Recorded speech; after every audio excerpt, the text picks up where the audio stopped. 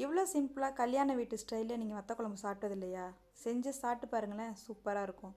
அதுக்கு ஒரு கடாயில் கொஞ்சமாக நல்லெண்ணெய் சேர்த்துக்கலாம். வத்த குழம்புனாலே நல்லெண்ணெய் தான். ஸோ எண்ணெய் நல்லா காஞ்சதுக்கப்புறம் ஜீரகம் வெந்தயம் சேர்த்து பொரிஞ்சு வந்ததுக்கப்புறம் இது கூட மணத்தக்காளி வத்தல், அதுக்கப்புறம் சுண்டக்காய் வத்தல் ரெண்டுமே எண்ணெயில் நல்லா பொரிய விட்டுருங்க.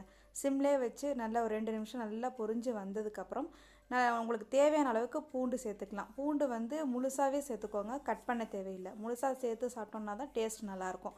அதே போல் சின்ன வெங்காயமும் சேர்த்துக்கோங்க. முடிஞ்ச அளவுக்கு சின்ன வெங்காயம் பொடி வெங்காயமாக இருந்தால் நல்லாயிருக்கும். இதையுமே கட் பண்ணாமல் சேர்த்துட்டு நல்லா வதங்கி வந்ததுக்கப்புறம் இது கூட கலருக்காக மிளகாய்த்தூள் சேர்த்துக்கலாம். நான் இன்றைக்கி காஷ்மீர் மிளகாய்த்தூள் ஒரு 1/2 டீஸ்பூன் அளவுக்கு சேர்த்துக்கிறேன். இது சேர்க்கும் போது தான் அந்த குழம்புக்கு பார்க்கும்போதே கலர் நல்லா சூப்பராக இருக்கும். நல்லா வதங்கி வந்ததுக்கப்புறம் குழம்பு மிளகாய்த்தூள் 2 டீஸ்பூன் அளவுக்கு சேர்த்துக்கிறேன். உங்களுக்கு குழம்புக்கு தகுந்த அளவுக்கு சேர்த்துக்கோங்க. இதை லைட்டாக ஒரு தடவை மிக்ஸ் பண்ணிவிட்டு ஒரு லெமன் சைஸ் அளவுக்கு புளியை வந்து இதில் கரைச்சிட்டு சேர்த்துக்கிறேன். உங்களுக்கு புளிப்பு கொஞ்சம் தூக்கலாக இருந்தால் தான் நல்லாயிருக்கும். ஸோ அந்தளவுக்கு பார்த்து சேர்த்துக்கோங்க. சேர்த்துட்டு இது கூட இன்னும் கொஞ்சம் தண்ணியும் சேர்த்து உப்பு சேர்த்து கொதிக்க வைக்க வேண்டியதான். நான் வந்து இன்றைக்கி உப்பு சேர்க்கலை. எனக்கு வந்து கடையில் வாங்கின வத்தல் அப்படிங்கிறதுனால எனக்கு அதில் இருக்க உப்பே கரெக்டாக இருக்கும். அது கூடவே மாங்காய் வத்தல் ஒரு 1/2 மணி நேரம் தண்ணியில் ஊற வச்சுருந்தேன், அதையுமே சேர்த்துக்கிறேன். நீங்கள் கொத்தவரங்காய் வத்தல்லாம் சேர்க்குறீங்க அப்படின்னாலுமே அதையுமே கொஞ்சம் ஊற வச்சு சேர்த்துக்கோங்க. இப்போ தண்ணி தேவையான அளவுக்கு சேர்த்துட்டு மூடி வச்சு ஒரு 15 நிமிஷம் அப்படியே சிம்மில் விட்டுருங்க. நல்லா கொதித்து எண்ணெய் பிரிஞ்சு வரட்டும், அந்தளவுக்கு வெயிட் பண்ணிக்கோங்க.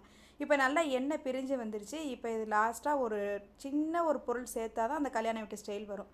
அதுக்காக கொஞ்சமாக வெல்லம் சேர்த்துட்டு லாஸ்ட்டாக 1 டீஸ்பூன் நல்லெண்ணெய் பச்சையாக சேர்த்துட்டு அப்படியே ஆஃப் பண்ணி வச்சுருங்க. செம்ம டேஸ்ட்டாக இருக்கும். கண்டிப்பாக நீங்கள் இந்த மாதிரி ஒரு வத்த குழம்பு ட்ரை பண்ணதில்லை அப்படின்னா ட்ரை பண்ணி பார்த்துட்டு மறக்காமல் கமெண்ட் பண்ணுங்கள்.